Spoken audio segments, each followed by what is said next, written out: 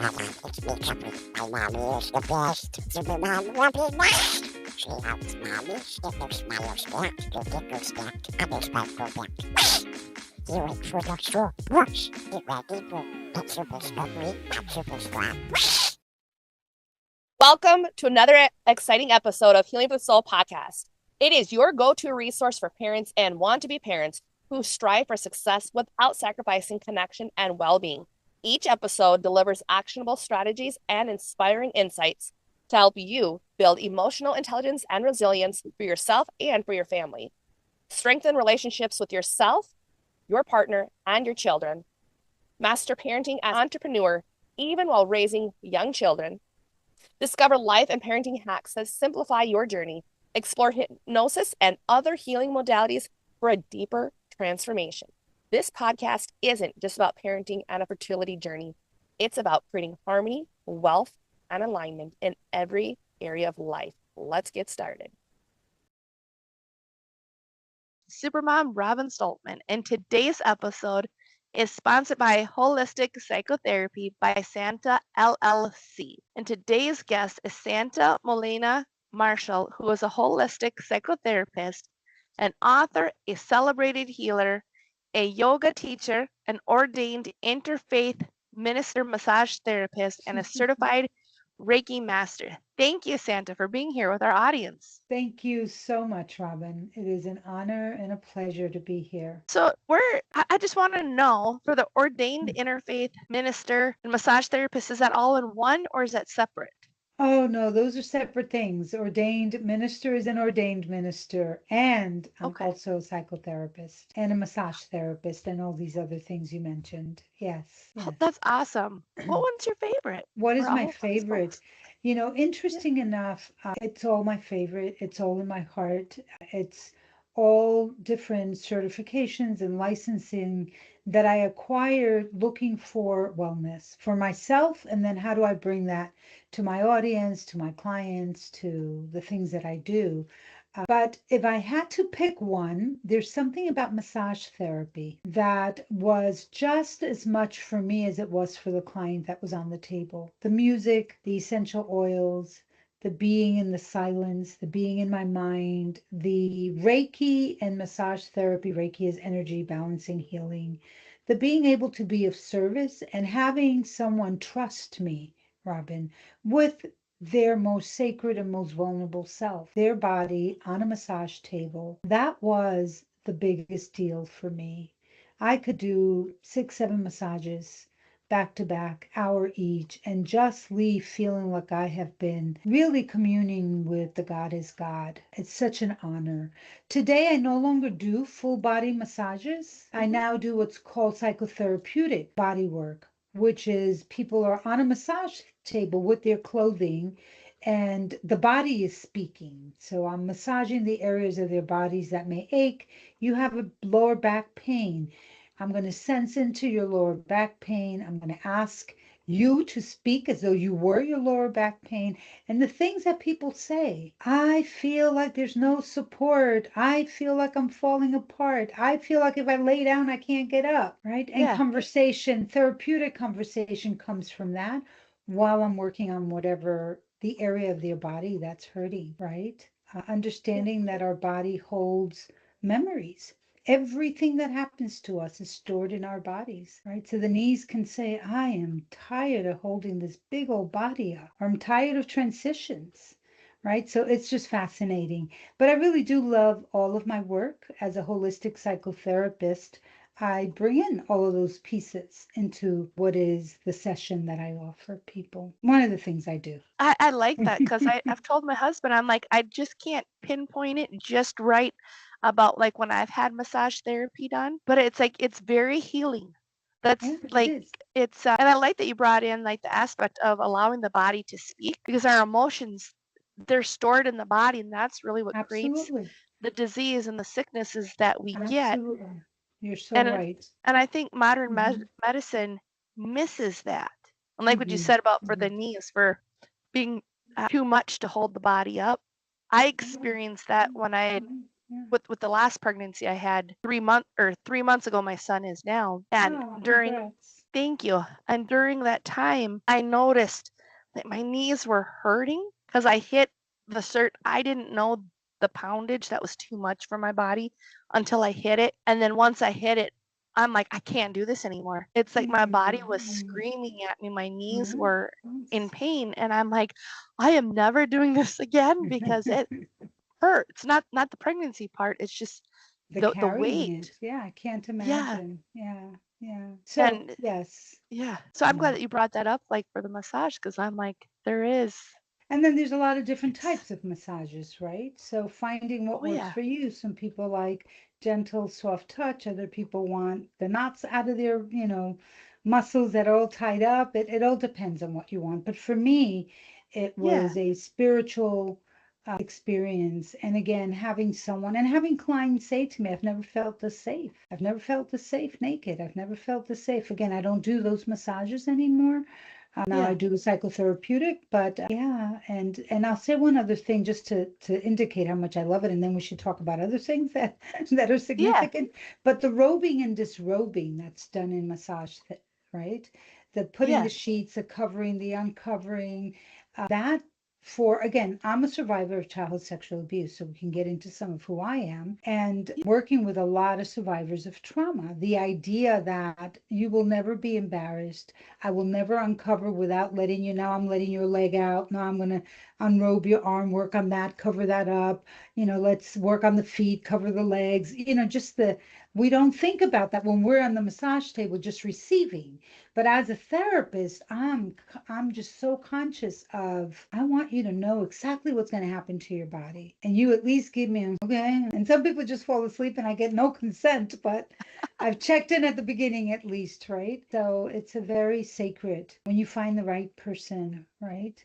That you feel safe with. It can be a very sacred experience, a very healing experience, especially for people whose body have been mistreated or not treated well or without consent. It's very Yeah. powerful. Yeah. And I never even thought about that. Like Mm-hmm. because like I've had that happen for me as well, for being a survivor of not survivor, it's the thriver of the sexual abuse that I've had happen too. I never thought about like that aspect of like detail of what you were just describing for like a massage even. Yeah. And at the same time, it's like you do have to feel safe with the other person. I think Mm. that's why you have massage by one person, they do it a certain way, and you're like, this doesn't feel right. But then you go to somebody else, and it's like you do feel that safe. And sometimes Yeah. it may cost a Yeah. little bit more, but it's feeling that safe. So I'm wondering, how does that trauma impact the body, and why is somatic experiencing such a powerful approach to healing? Oh, that's a great question. Thank you for asking. How does trauma impact the body? The Yeah, thing that I'd like to say is that trauma is not so much what happens to us. It's not the event that took place that creates the trauma. What creates the trauma is how your body responds to the event. To what extent was right, how your body responds to you felt someone, robbed you, someone sexually abused you, is how does your body respond? And I'm going to take a moment to respond to that because how the body responds has everything to do with the condition that the body was in to begin with, right? If you are living your life, when I say body, I'm talking about body, mind, spirit, the whole, all of you, right? Mind, spirit, right? So what condition was that body in? Were you already stressed? Were you already feeling less than? Were you already feeling like things are happening to me and I don't know why and I don't understand and I don't have the things that I need? So you're already in a bit of a crisis, right? You're dealing with depression and anxiety and who knows, for whatever other reason. And then there's this traumatic event that takes place, whatever the traumatic event is, the abuse, right? The misuse happens. And then how do people respond? So, what condition are you in when you go into the experience that happens that's traumatic? And how do people respond, right? Because you and I, Robin, can have the same unfortunate experience and you may walk out of it thinking, man, that was horrible, but no major trauma. I may come out of it thinking that was horrible and oh my God, it's messed up my entire life. Because what happens after? Do people believe you? Do they come to your care? Do you get good medical care? right? Do you get support? Does someone say, yeah, there was a huge hurricane, your house flew away, but look, here's a new house, Robin. Don't worry about it. We got your kids. We got it. Don't, right? Just take care of yourself. So the traumatic event in terms of trauma experienced in the body, where were you when you went into this event, when this event happened to you, and how does the world around you respond in terms of helping? Why is that so important? Because trauma impacts the body, which was your question, because it impacts our nervous system. Our nervous system is set up, our brain is set up to protect us. Survival of the fittest, protect you at all ends, right? And when you sense that there is danger, says our brain to our nervous system, I sense danger, I release chemicals into your body that activate the fight, flight, flee, and fawn response. This response of survival, right? And we all respond because we're animals.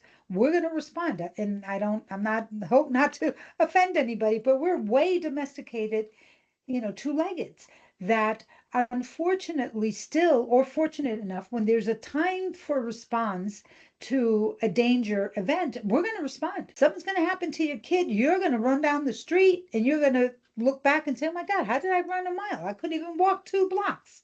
Right. And all of a sudden you're running a mile. And that's because that adrenaline is released that says, you have to survive at all costs. You will fight, you will run, right? The flee, the fight, the flee, you will freeze. We see that in squirrels and deers. We're like, stupid deer, get out of the road, right? And they're just standing there. Or you'll fawn. And the fawning is the last piece that they've added, people who've studied this stuff. The fawning is the piece that where we come really to a place of wanting to appease, wanting to negotiate, wanting to please.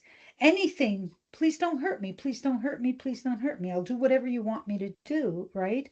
Those are temporary responses. Those are automatic, temporary responses to dealing with something that felt threatening, right? Those are not supposed to be forever and ever. What happens in us human beings is that we have multiple traumas sometimes, and sometimes you're not in your best of health when these things happen to you, right?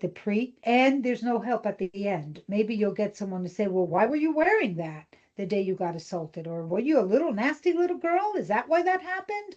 Or why did you leave your door open, right? Like we don't get the pre and post care that's necessary. And so our bodies experience constant reactivity, right? The nervous system picks up that and says, oh, we're in danger. And it goes again into this automatic response, right? To the point where we develop what I call habitual responses to trauma or threats, right? Habitual responses. There's a way in which I always respond. If I think you're attacking me, if I think I'm not going to be safe, and when I say attacking, even if I think you don't like me, I'm going to sense that my brain's going to sense, oh, Robin doesn't like me. She's looked at me a little weird, and it's going to release, right? The chemical reaction that says fight, flight, freeze, or fawn, and we react to it as though something's happening all over again, right? So unfortunately and fortunately, the body remembers everything. There's actually a book called The Body Keeps the Score. The body remembers everything and it's going to respond to protect you. The challenge is that not everything that we experience, especially if we've experienced real trauma, is a danger now. Sometimes it's just a sense, right? And I need to assess, right? Is Robin looking at me like that because she's hungry? Well, let me assess. Let me ask a question. Let me, right? Take a pause as opposed to reacting, right? So the body owns every story, good, bad, or indifference, I'd like to say. So in the same way that it remembers the challenging things, it remembers the beautiful things. And that is the key to healing, right? Can we begin to remember the things that our body has stored that are wellness, that are good, that are peaceful, that are fun, that are adventurous without the danger, right? And can we call on that when we feel triggered, right? When I feel like, ooh, that person down the street, I don't know, I get a funny feeling, right? Can I introduce a resource? I call them. Can I introduce a good, positive memory? Can I release something positive from my body that helps my nervous system go from, oh, that person down the street looks dangerous to, oh, let me really look at them. Oh, that's my brother. He just cut his hair or whatever, right? Like that's a person who's not going to harm me. But when we're in that reactivity, that's the initial response to danger, we can't think. And there's scientific proof that parts of our brain go offline. When you're in danger, your neocortex goes offline, the thinking brain, the feeling brain, the limbic goes offline, and you're just acting like the two-legged beast that you can be if you're endangered, right? Yeah, that's a Yeah. long answer. Well, no, I appreciate it because as you were speaking, I was thinking, I'm like, that's what I've tried to explain to my husband about, like, for like certain times he's like, why have you been, like, upset, or this and that, and I'm like, because I'm trying to explain, like, certain things, because I have a brain injury, hurts, like, it causes real physical pain in my brain, like right here, like you said, like the prefrontal cortex. For me, I'm thinking that must be like this area, like where it is for the right side of the brain, because I'm like, when things get too much, like overwhelming, like what you just said, like that the fight or flight kicks in, and it's like the brain, like I feel like everything from my head goes straight down to my heart. Like that's why a person feels like that rapid heart rate. Yeah. And it's like, it's so weird because it's like there's nothing dangerous, but when it's something that's so overwhelming, like what you had just described, that's happened in a trauma, even though there's not a real trauma happening right now, but like the body is perceiving that there's that same type of trauma, the same type of before the event and then after the event. I'm like, that makes sense as to why, like, you lose all the blood to your head, lose all that awareness of, like, okay, I'm not being hurt, nothing's going on, but all of a sudden my body is reacting to Yes, something, yes, and it's yes. almost like what you were describing is the PTSD It is of, PTSD. It is PTSD. yeah, If you want to get clinical, absolutely. Right? And so yes, we can treat that with medication. We can treat that in a lot of different ways, PTSD. But understanding the neurobiology of trauma, understanding what's happening in your brain is, I think, the answer, right? When I can say to yeah, someone, all right, so you're feeling really activated, right? yeah, Your nervous system is getting ready to fight or flee or do something. Can we yeah, slow that down? Can we introduce what I call again a resource, right? Can we introduce a resource? A resource can be a story of a time in your life when things were good. And that's what I do when I'm working with yeah, people one-on-one or with groups. Is like, okay, I sense that people are getting a little activated as though you're getting ready to go fight, flight, freeze, or fawn. Let's slow it yeah, down and bring in a touch. Is there a touch that calms you? Right? This one hand on my chest, one on my solar plex calms me. This calms a young part of me, like, it's okay, baby. Don't worry about it, right? This calms me who thinks too much, right? Just slow down. I can think of a person, I can think of a situation, I can even create an imagery or a fantasy, right? I can become an eagle who's flying above all the danger. All of that's going to go, whew. Now, different things are for different people, right? Like you have this beautiful yeah, background and I see the lake or the ocean, and maybe that brings me a sense of calm. Anything that calms my nervous system brings this frontal lobe back online, and now I can think. Now I can really assess because the what you can say to your husband is the activation in your body, the blood that just rushes down to your feet, is simply your nervous system saying, "Hey, Robin, assess for danger." It's not saying there is danger, run, fight, flee. It's saying yeah, assess. And if you can quiet your body down enough with resources, then you yeah, have enough time to assess and say, oh, this is my husband. This is a man who loves me. This is a man who rubbed my back last night. He's not dangerous, right? If you can yeah, assess and because you've quieted down that nervous system enough. Now, that doesn't mean that you had some delusional, something he did or something he said kind of had a yeah. little twitch to it, right? But not enough for you to be endangered, No, right? And I don't know your husband or you, yeah, but I'm just saying that's the thing. Can we quiet down our nervous system enough to assess for the danger? And if you're in danger, believe me, fight, flight, freeze is gonna just happen. You can't help it, right? Again, no, because we're these domesticated animals. But if it isn't, you at least have enough space to say, I just need a moment. Something you said kind of hurt me or reminded me or triggered me, but I know who you are and I know who I am and I know I'm not endangered. What a relief when we get to that place. Yeah. Well, it very much is. And that's why it's like trying to explain to him that it's just like one of those things that sometimes when I feel so overwhelmed, it's like my body goes into that. And I'm like, I'm trying to calm it down, but it's how to calm it down when it gets so much sometimes. But then, like what you said, is finding different positions that calm down and be like, this is where we're at. There's nothing really here, but the body still thinks it. And it's fascinating how the mind and the body, like a person can't separate it. So how is like the holistic psychotherapy that you do, and why do you consider yourself a spiritual warrior, and how is this different than traditional talk therapy? Oh my goodness. Well, traditional talk, can't even say talk. Traditional talk therapy is just that. It's talk. Let's talk about Yeah. what you're thinking, what you're feeling. Let's talk more about what they did. And I want to say something in regards to traditional talk therapists. I'm a social worker. I'm a clinical licensed social worker. We are taught to talk and to help people get comfortable enough talking about their issues. One of the things that I want to say, warning to anyone who's dealing with any trauma experience and going through the traditional psychotherapy, is don't ever let someone ask you to tell your story about what happened to you and the way that it happened, right? Because again, the nervous system, brain and the nervous system can't distinguish. Oh, is Robin just telling a story or is this happening all over again? Wait a minute. Right? It can't distinguish. The nervous system does not distinguish time. If it Mm-mm. senses something, it thinks it's happening right now, right?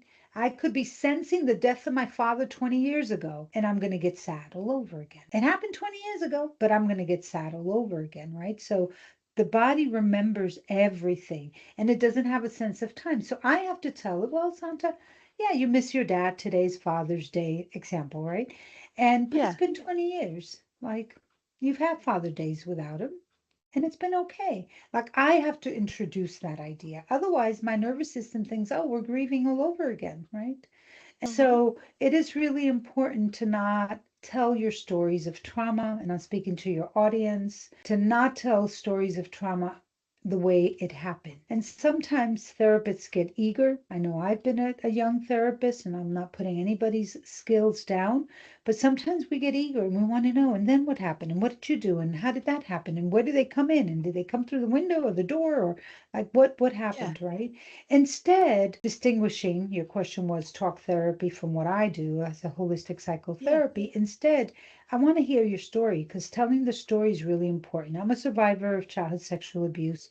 I like the language that you used, a thriver, and that's where the spiritual warrior comes from. Yes, I could have been dead or had some serious mental illness or not have been able to function and do the things that I do today. So I do believe that I'm a thriver and I'm a spiritual warrior because I went through all of that and here I am, right? But instead, I want to hear the story, just going back to therapists telling stories, clients telling stories. I want to hear the story really slow, really, really slow. I want to hear the story while I'm watching. You said something earlier about your heart rate and the blood, watching Yeah. what's happening, right? So that when you're telling me a part of the story that activates you, that's not helpful, right? Mm-mm. So in that moment, I'm going to stop you and say, take a deep breath. Remember where you are. Remember that you're safe. Remember your Yeah. grandma who was sweet. Pick up a crystal that helps you ground, right? This is just a piece of hematite, if you know anything about crystals, right? Smell Yeah. something that makes you feel good. Rub your hands. Hold your face, lay flat on the floor and feel the earth beneath you. And now tell me more about the story, right? So in my work, there's a lot of interruption, particularly when someone's telling their trauma story. There's a lot of interruption. I do not want you going through that experience all over again, No, 'cause right? That's not that's what. helpful. That just triggers the No. nervous system and continues to perpetuate this cycle of being activated and being react, right? So instead, when you're telling the story, I'm going to stop you. I'm going to tell a joke. I'm going to ask you to tell a joke. I'm going to ask you what your tears are trying to Yeah. say. I'm going to move you away from the traumatic moment so that you can realize that in your body, You can sense that, oh, I'm safe. I'm in this woman's office, or I'm on the screen with this person. The perpetrator has been gone for years. I'm okay today. I'm okay today. And then we can go back into the story. Tell me why you're laughing. Oh, I'm just Can you thinking relate? about, yeah, well, I can, especially like the traditional talk therapy. That's why I've told people, I'm like, it doesn't work because like what you had just said, a lot of them, they focus on so much of wanting to know why it happened and how it, and they want all the details. And it's like, to me, I was thinking as you were speaking about it, about law of attraction, that's why we're creating more of the problem because the nervous system is going into that emotion and going into all that stuff that was happening, and then it's expanding and putting it out there. Well, then you wonder why you're still attracting the same stuff. Because like before you and I had jumped on, I talked to my husband. I'm like, it doesn't matter like what I've done on the outside to change, like my finances as an example. I've changed everything on the outside that I can possibly humanly change. And I'm like, the Mm, one thing that needs to get changed, I said, is that belief that's in mm, my head. I'm mm. like, it's not that I'm not worthy. I know that I am. It's that it's the doubt of I'm only allowed to have this amount. But it's like I need to change that to upgrade it. And I know I can do that with hypnosis. Like I know that part of it. Because again, like even in that, it's the same story. Like what you said, it's the story we're telling ourselves. So as you were Well, speaking, I was thinking about how it's very much like hypnosis, like what you were saying about how you're moving a person away from the trauma and like you said, like tell a joke or, think of, to shift the other things. conversation, right? Yeah, And yes. And that's sometimes what we even do with shifting your ourselves. body, right? When someone's sitting there and they're like, no, no, no, no. Like, can Yeah, you bring your arms up? Can you go into Durga? Can you do a yoga stand? I mean, I'm a yoga teacher, right? So now I yeah, introduce these things. Can you massage your hands? Can you bring your hands on your chest, right? Can you yeah, tap your outer arms, right? Can you like activate the big muscles in your body and sense what that's like? But I think that there's two things that are really critical to what we're talking about, yeah. because I speak of it in a very simple way, because that's how I talk to my You clients, are. right? I want them to understand what's happening, but there's a Yeah. lot of neurological aspects to what's happening. One of them is this idea of the law of attraction. We can do a whole thing on the law of attraction. I love the law of attraction.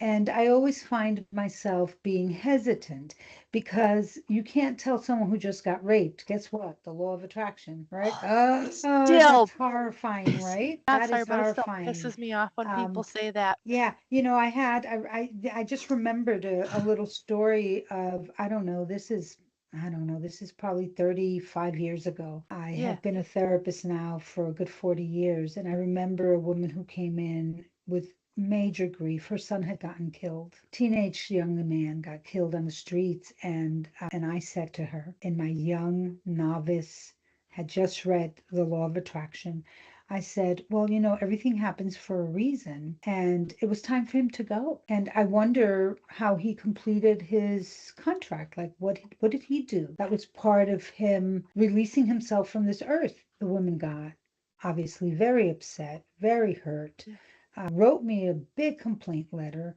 How insensitive, right? That I would say her son had something to do with his own death. I still believe that, right? But it's not so linear, right? It's not so linear because today there's so many factors, right? Like you can say, I've done everything to change my financial well-being, and yet it's not changing. And I could say, well, Robin, what are you not doing? Or what are you thinking? Or etc. They're real factors, yeah. right? That are outside of There are. us. I live in Maryland. I'm in the DMV, and you know how many people have lost their jobs just this year? So it's real, right? Sure. That we're being Yeah. impacted. But what I'd like to say is that our thoughts will attract things for us to manage, right? So the more fear we have, the more limited we think, right? The more we focus on oh, I didn't have enough for this or that, instead of, look, but the rent is paid, the mortgage is done, we have a vehicle, we have food every night. Like, even if I'm speaking really from my Yeah. heart, that even when things are not the way we want them to be or should be, there's always silver lining, right? There's always There some is. blessing, right? There's always some blessing. So I haven't sold 20,000 copies of my book, right? but it's in the hands of a few people. I may have sold, I don't know, 100 maybe, if that much, right? It's in the hands of some people who needed this message. So instead of focusing on, I've invested, I've been trying to sell this book, I don't know what else to do, I'm going to remember. Even when that thought comes up, oh man, Santa, you just paid someone else to market your book and it didn't yield anything. I'm going to choose to remember that I've sold at about 100 maybe, right? In 6 years. Right? But I'm gonna remember that because that's what's going to make me feel good about it. Right? And that's what's going to attract maybe not thousands of people, but someone will say, let me see what this woman's talking about, right? So the law of attraction is real. We just need to be mindful that there's so many other energies and factors that are affecting what we do and how we do it and what impacts us. But I'm going to choose to always focus on the affirmation, right? And that's the other thing I introduce in therapy. Let's affirm you are well, you are safe, you are healthy, you are beautiful, you are incredibly wealthy. Like I'm going to claim that. I just got chills, right? Like I'm going to say Yeah, that every day like I believe it, right? That's going to have an impact. Another it little piece about definitely. that I want to say that again. I'm sorry. Oh, Spoke I over said you, it definitely does right? in that Right. impact. Yeah, because that's why I said it's like when I've changed everything else on the outside that I can change, it's like what you said, there's still some stuff that I could do and I'm aware of it. And yet it's like, okay, so then where's that thought? And it's like it comes back to my belief. So that's why I'm like, okay, I gotta work on it and I'm aware of it. But most Yeah. people are Yeah. unaware of it. Unaware. Yes. I've spoken to Yes. so many clients who call themselves name, not even noticing. Oh, I'm so clumsy. When they drop, oh, sweetheart, you dropped something. Let me help you get it up. We don't talk to ourselves that way in our private mind. It's like, oh man, you're a plum, or you're too this, or you're too that, or stop the beating ourselves up, right? The other thing that is significant in terms of the science of what's happening in our brain is that an unfinished cycle, right? So something happened to me. The response neurologically is fight, flight, freeze, fawn until the danger passes. The danger doesn't pass.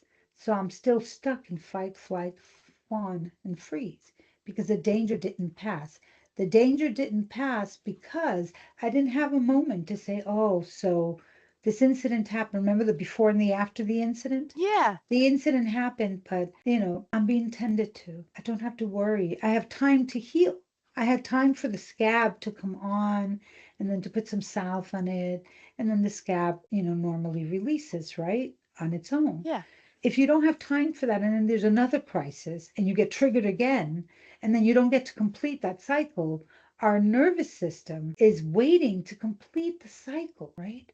And so I talk to my clients a Huh. lot about that as well. Our nervous system is waiting to complete that cycle. So, what is positive thinking, affirmations? Actually, in the moment when you're feeling anxious about whatever it is, saying, okay, let me Yeah. do a reality check. Am I going to be homeless tomorrow? No. Am I safe today? Yes. That helps your nervous system to get into it's the parasympathetic and sympathetic nervous system that gets Yeah. reactivated, right? And so it helps your nervous system to come back to oh, okay, so that's done. That's complete. When our nervous system can come back to regulation, we have to provoke the regulation, right? The triggers just come from the world. You see a red car, well, you were assaulted in a red Yeah. car, or an elevator, and you were stuck in it. We get to be introduced to the things that harmed us over and over and over again, not to the same extent, right? These are Mhm. triggers. They're not the real thing all over again. Yeah. And so we have to provoke and introduce, again, what I call a resource. How do you let your nervous system know, look, yo, you said Yeah. assess for danger, I assessed, and all is well. How do we send that message through our body? I assessed, and all is well. So you can calm down.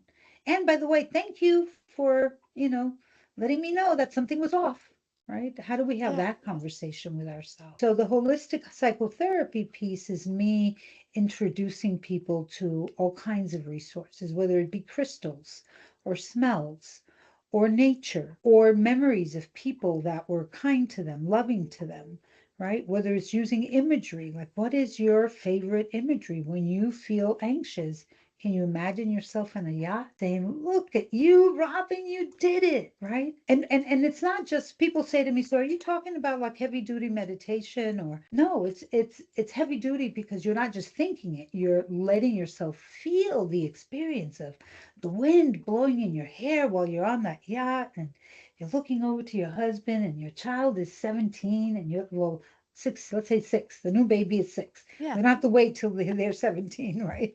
And you're No. happy and you're like, wow, look at what we did, right? How often do we do that? So that's what holistic psychotherapy is introducing people. And I've got some, I call it medicine, right? That I can share with people. And by medicine, I mean your breath, your thoughts, crystals, smells, soft things, prickly things, like what gets you back into your body and into this moment. And you have your own medicine because, again, it's very unique. I Yeah, it talk is. about having to create a big, very fluffy and big account of resources because what will work one day may not work the next.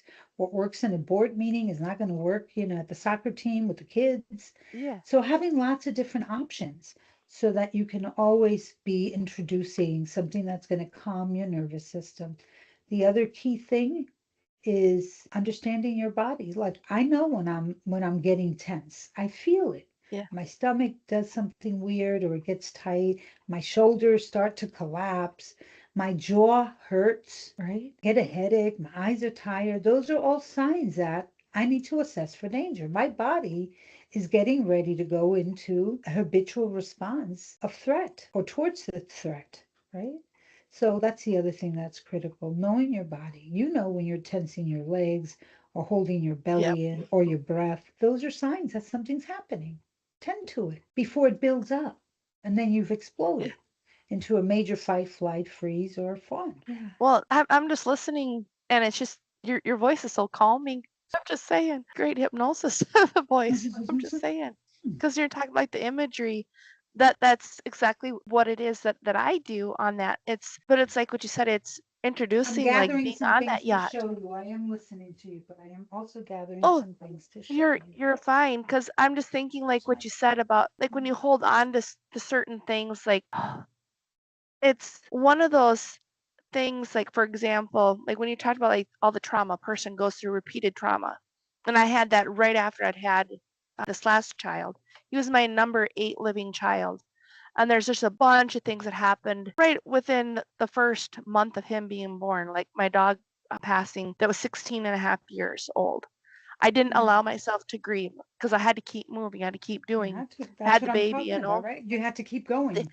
There's no yeah, respite. There's no there was respite. there was none. So then as I was listening to you, I'm like, I had a lot of different things. I'm like, that to me that was a trauma in of itself from my dog passing.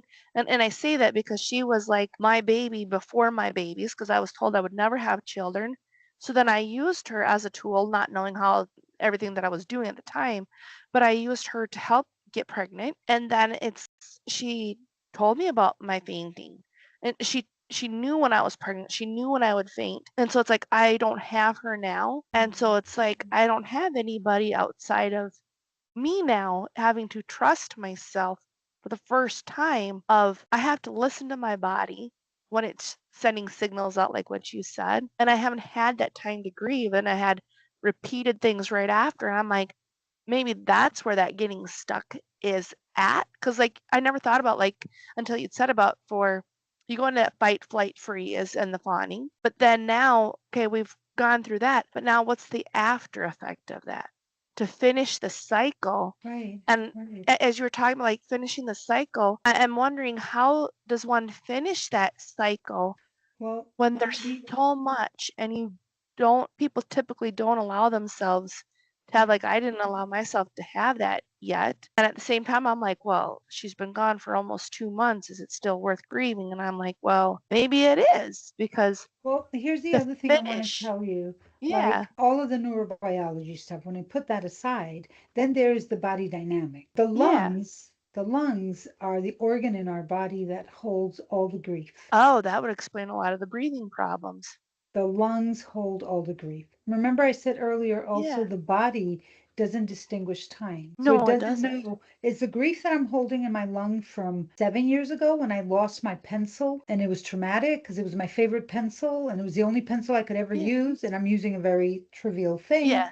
Maybe not so trivial, is the pain I feel, the congestion, the Yeah. inability to take a deep breath, is that based on my dog's death and having to put my dog down? Like, what? It doesn't distinguish it. So there's no such Oh. thing as you've grieved long enough. When I feel grief in my body, in Yeah. my lungs, when I'm having a hard time breathing, it simply is an invitation to do some crying, to do some releasing, to remember all the people who have left and all the things I have lost, right?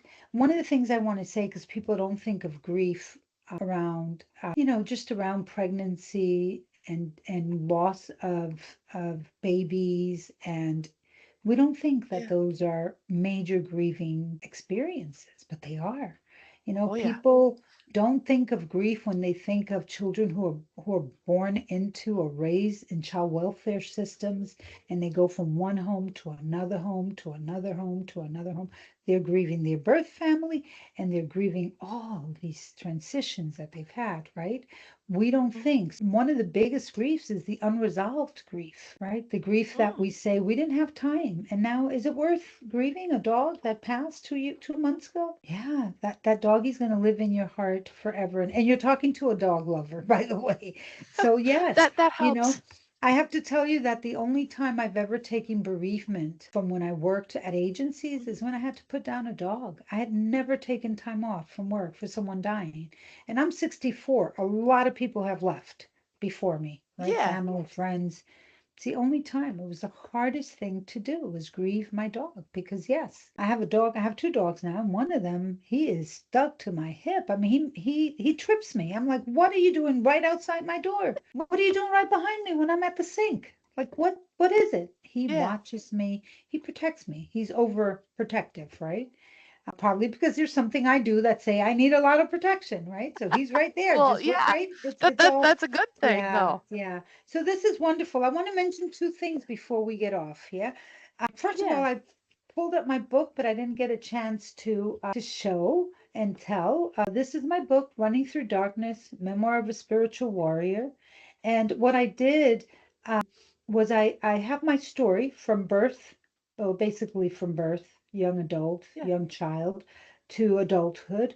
But I didn't want to write just another book about surviving sexual violence. So what I did was I introduced my story as I'm introducing different modalities. Here's when I discovered crystals. Here's the first time I Oh. went to an ashram and did chanting. Here's the time when I became an interfaith minister and why I did that and how I bring that into my healing. Here's the time I got my first massage, which was body blowing. The whole thing was like, oh my God, right?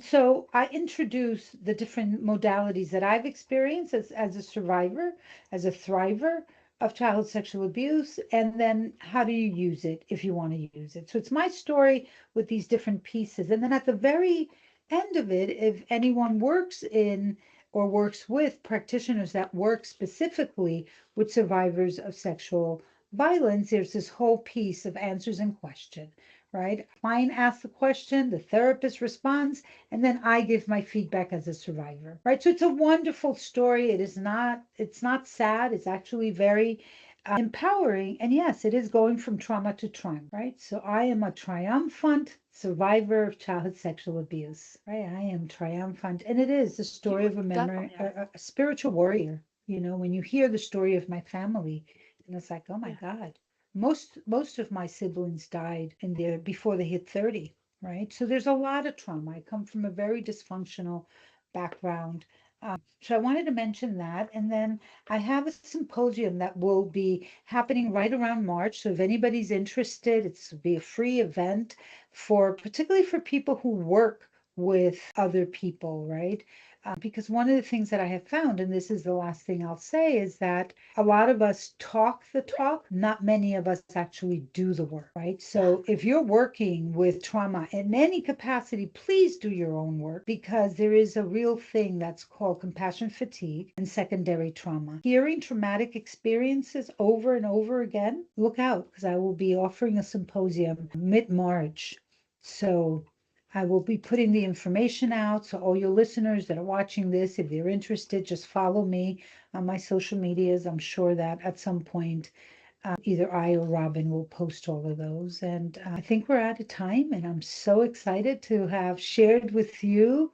Thank you so much.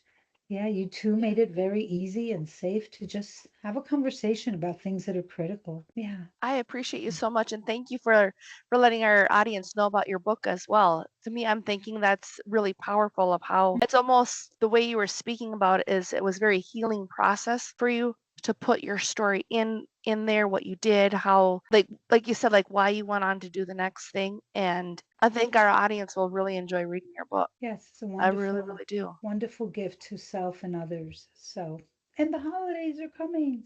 As always, I just want to thank you for your time and energy while listening to today's episode of Healing for the Soul podcast. Be sure to like, share, comment, and subscribe to Healing for the Soul podcast wherever you get your downloads, you're listening to your podcasts, and keep coming back for more episodes. Thank you, everyone, for your time and your energy while listening to today's episode of Healing for the Soul podcast, which also can be found on YouTube.